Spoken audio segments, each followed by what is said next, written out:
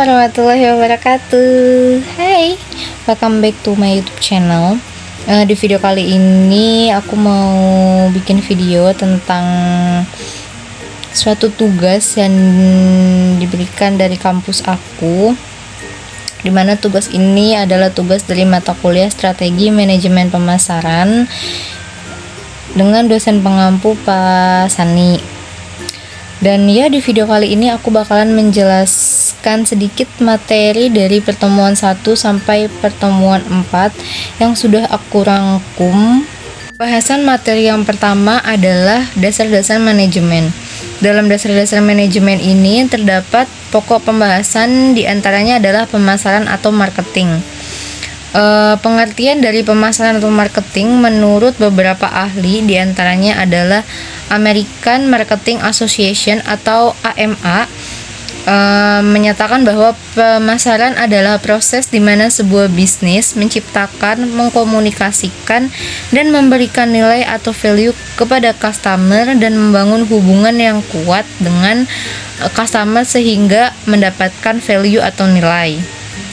Sedangkan pengertian pemasaran menurut Philip Kotler adalah suatu proses analisis, perencanaan, implementasi, dan pengendalian program yang dirancang untuk menghasilkan pertukaran yang diinginkan dengan pasar sasaran untuk mencapai tujuan dari sebuah organisasi atau perusahaan. Selanjutnya adalah dalam pemasaran sendiri itu banyak sekali produk yang dapat dipasarkan, diantaranya adalah barang, jasa, event, organisasi, informasi, tempat, dan lain-lain. Pemasaran sendiri memiliki tujuan, diantaranya adalah untuk menciptakan permintaan atau demand, untuk meningkatkan laba, untuk menciptakan citra positif produk, untuk mendapatkan pelanggan baru, untuk mendapatkan kepuasan pelanggan, dan adalah untuk meningkatkan pangsa pasar atau market share. Dalam proses pemasaran terdapat beberapa proses, diantaranya adalah memahami kebutuhan dan keinginan dari pelanggan itu sendiri. Setelah kebutuhan dan keinginan itu ditentukan, maka selanjutnya adalah untuk membangun strategi.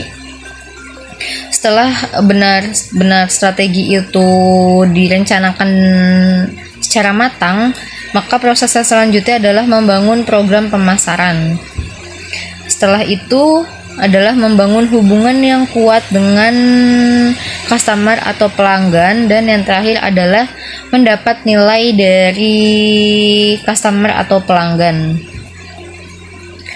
Selain daripada pengertian pemasaran, terdapat juga pengertian mengenai strategi manajemen pemasaran. Strategi manajemen pemasaran adalah suatu upaya untuk memasarkan produk yang dapat berupa barang atau jasa dengan menggunakan pola atau taktik tertentu sehingga jumlah penjualan dapat meningkat lebih tinggi.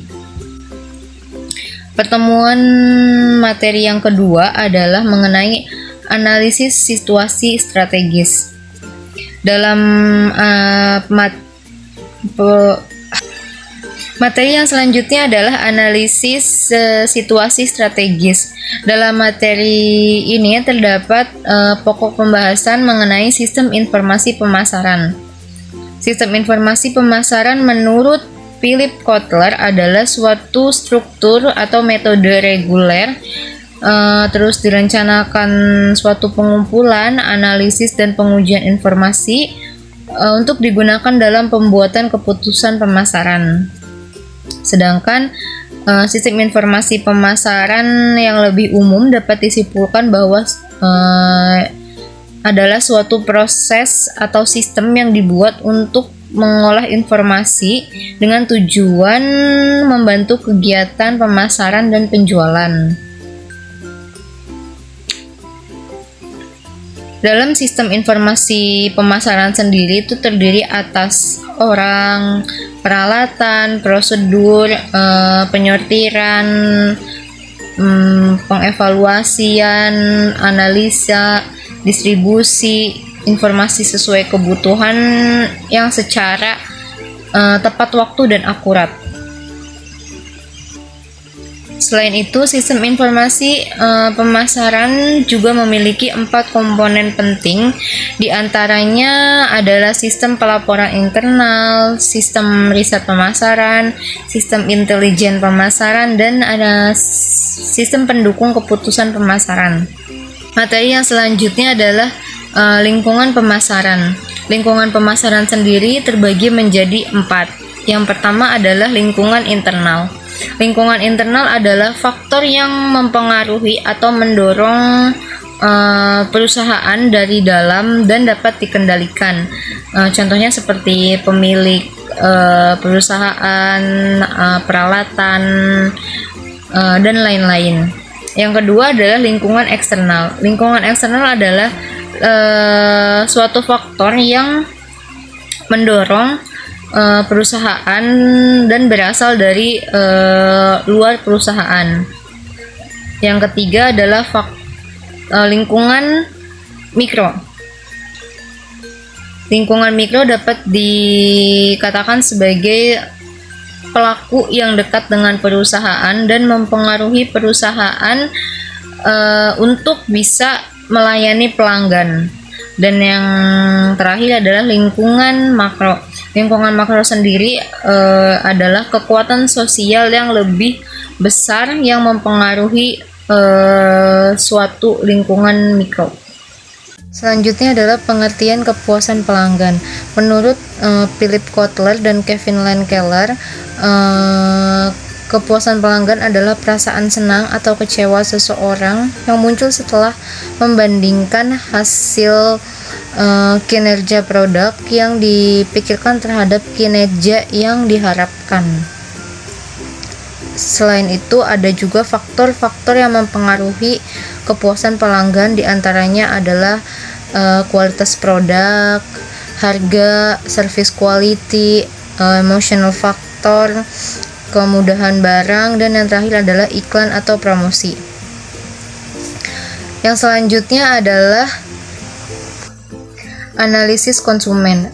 Analisis konsumen meliputi tantangan seperti QPAC atau Know, Understand, Predict, Anticipate, dan Create.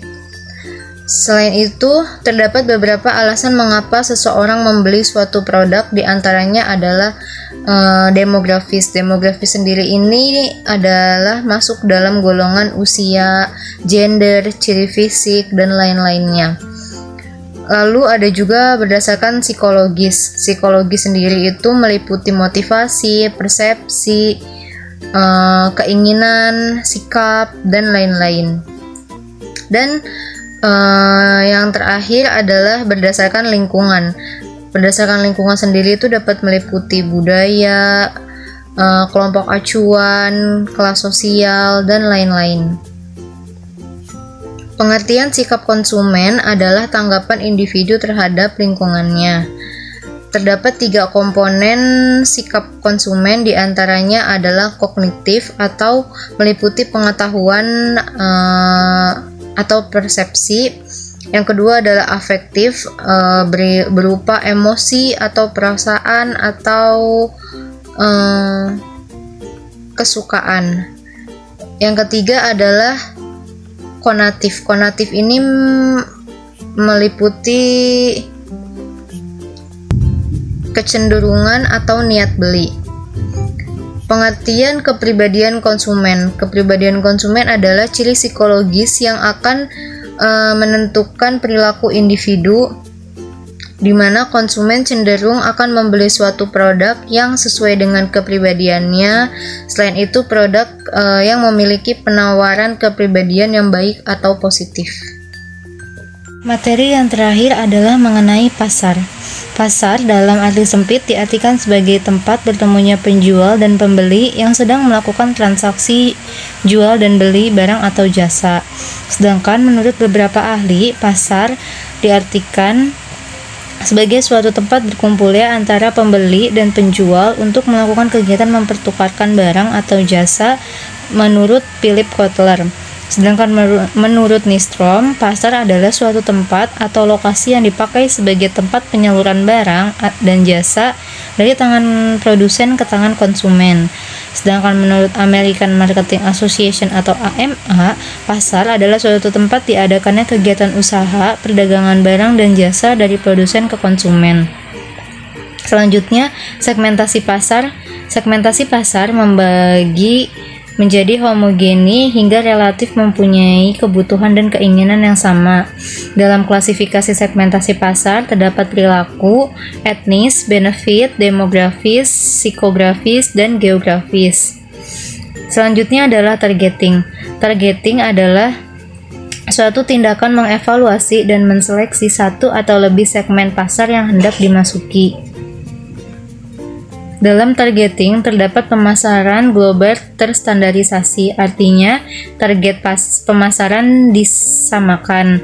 Yang kedua, pemasaran global terkonsentrasi, artinya target pemasaran dikonsentrasikan pada satu sekup segmen kecil. Ketiga, pemasaran global didiferensiasi, artinya menyasar dua atau lebih segmen pasar yang berbeda. Selanjutnya adalah positioning.